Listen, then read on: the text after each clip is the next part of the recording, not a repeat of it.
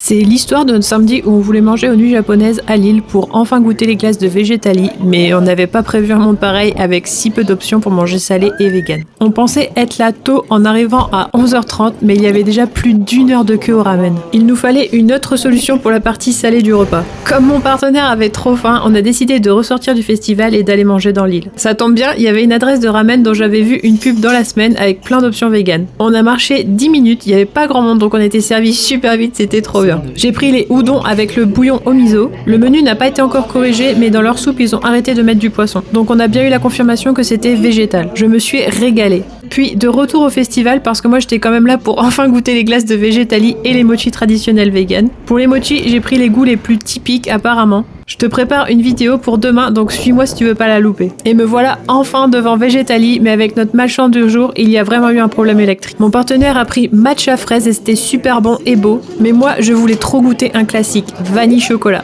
Mais malheureusement, elles ont subi le problème électrique. Dans mon malheur, j'ai pris le sorbet mangue qui était divin. Je suis hyper difficile avec la mangue parce que j'adore ça et là elle était parfaite. J'ai trop hâte maintenant de pouvoir goûter tous les autres parfums.